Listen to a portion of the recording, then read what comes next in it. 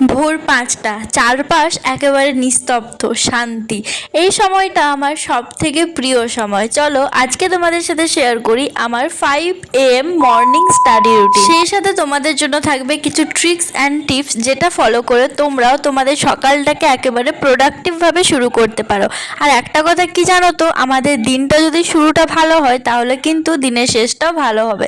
তো প্রথমে উঠে গেছিলাম একেবারে 5টার সময়, আর দেখো চারপাশটা কি সুন্দর লাগছে। এখনও কিন্তু ভালো করে সূর্যি মামার দেখা নেই।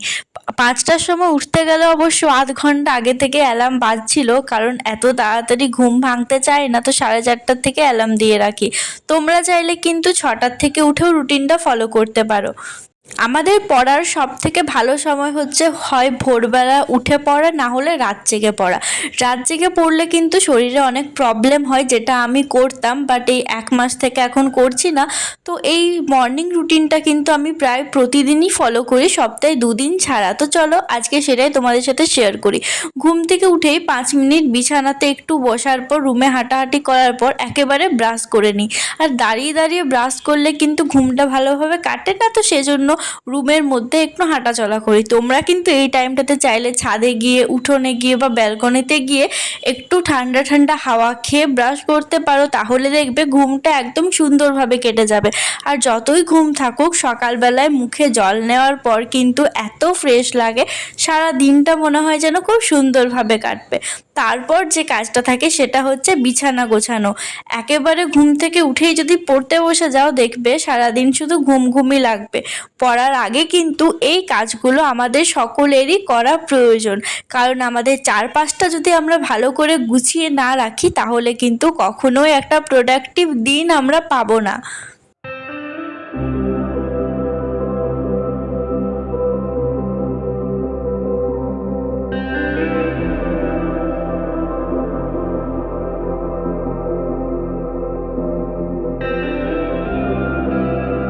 তো দেখো, রুমটা গোছানোর পর কিন্তু রুমের লুকটা একেবারে চেঞ্জ হয়ে গেছে। তারপর যে কাজটা থাকে সেটা হচ্ছে ঘর ঝাড় দেওয়া।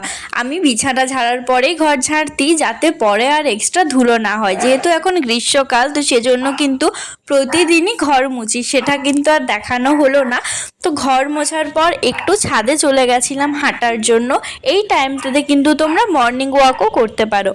এই সকালের টাইমের হাওয়াটাতে কিন্তু আমাদের শরীর মন দুটোই খুব ভালো হয়ে যায়, খুব সুন্দর একটা পজিটিভ এনার্জি আসে। আর একটা কথা বলে দিই, সকালে উঠে সব সময় মাইন্ডটাকে ফ্রেশ রাখো, সব সময় পজিটিভ চিন্তা ভাবনা করো, কখনোই কিন্তু একদমই নেগেটিভ চিন্তা ভাবনা করো না। তো তারপর নামার পর একেবারে স্নান করে নিয়েছিলাম। আমি কিন্তু প্রতিদিন পড়তে বসার আগে স্নান করে ফেলি, যাতে আমাকে পড়তে বসার পর আর এক্সট্রা সেরকম কোনো কাজ না থাকে, যাতে কনসেন্ট্রেশনটা বেশি নষ্ট না হয়। তো এমনিতেও কিন্তু সকাল সকাল স্নান করা খুবই ভালো। যাদের সকালবেলায় ঘুম থেকে উঠলে সারাদিন ঘুম পায়, তোমরা যদি সকালে ওঠার পর একটু মর্নিং ওয়াকের পর মানে আধ ঘন্টার মধ্যে স্নান করে নাও, তাহলে দেখবে ঘুমটা কিন্তু একদম পুরোপুরি কেটে যাবে।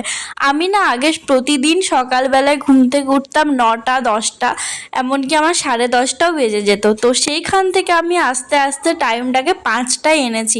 এটা কিন্তু খুব সহজ ছিল না, আস্তে আস্তে এটাকে করেছি। প্রথমে 8টা, 8টা থেকে 7:30টা, 7টা করে করে এখন কিন্তু 5টায় উঠতেও কোনো প্রবলেম হয় না। তবে হ্যাঁ, অ্যালার্ম দিয়ে রাখতে হয়। প্রায় আধ ঘন্টা অ্যালার্ম বাজার পর কিন্তু আমার ঘুম ভাঙে। রাত্রেবেলায় কিছু কাজু কিশমিশ আর একটু ছোলা ভিজিয়ে রেখেছিলাম, তো পড়তে বসার আগে সেটাই খেলাম। আর এর আগে কিন্তু জল খেয়েছিলাম, যেটা আর তোলা হয়নি। প্রতিদিন সকালে কিন্তু কিছু ড্রাই ফ্রুটস ভেজানো, সেই সাথে ছোলা খাওয়া খুবই ভালো। আর যেহেতু এখন গ্রীষ্মকাল পড়ে গেছে, তো এর জন্য কিন্তু ছোলা খাওয়াটাও ভালো। সেই সাথে প্রতিদিন যদি একটু গুড় খাও, এটাও কিন্তু আমাদের শরীরের পক্ষে ভালো। তবে আমার না মিষ্টি জিনিস খুব একটা পছন্দ না, তো সেজন্য কিন্তু আমি এটা সবসময় অ্যাভয়েড করেই চলি। যদিও তোমরা যারা মিষ্টি খেতে পারো, প্রতিদিন একটু চেষ্টা করো গুড় খাওয়ার। তা করতে করতে না আমার চুলটা শুকিয়ে গেছিলো, তারপর ভাবলাম চুলটা আঁচড়ে নিই। ভেজা মাথায় যদি চুল ছাড়াও, বিশেষ করে শ্যাম্পু করার পরে, তাহলে দেখবে প্রচুর চুল ওঠে। তো আমার এই প্রবলেমটা আগে ছিল, তারপর থেকে আমি এখন ভেজা মাথাতে আর চুল আঁচড়াই না। আমার কিন্তু এখন চুল পড়াটা একদম কমে গেছে। তো যাদের এরকম হেয়ার ফলের প্রবলেম আছে, তোমরা কিন্তু ভেজা মাথাতে চুল আঁচড়িও না, এটাতে কিন্তু হেয়ার ফলটা আবার অনেকটা বেড়ে যায়। তো তো সকাল সকাল কিন্তু মেডিটেশন করাটা একদম মাস্ট, এটা কিন্তু কেউ ভুলো না। আমি কিন্তু স্নান করার পর খাওয়ার পরে মেডিটেশন করলাম, তোমরা চাইলে ঘুম থেকে উঠেও করতে পারো। বাট হ্যাঁ, ঘুম থেকে উঠে স্নান করার আগে যদি মেডিটেশন করি, সত্যি বলতে আমি কিন্তু বসে বসে ঘুমিয়ে পড়ি। তো এটাই একটা কারণ যে এতক্ষণ পরে মেডিটেশন করলাম। মেডিটেশন করার পাশাপাশি একটু ব্রিদিং এক্সারসাইজ আর সামান্য ঘাড়ের ব্যায়ামও করেছিলাম, কারণ কিছুদিন থেকে কিন্তু আমার ঘাড় ব্যথা একটু বেড়ে গেছে। 5টায় উঠলেও আমি কিন্তু সকাল থেকে একবারও পড়তে বসিনি, এসব কাজকর্ম করতে আমার 6:30 বেজে গেছিলো। পড়াটা কন্টিনিউ করেছিলাম 6:30-তে।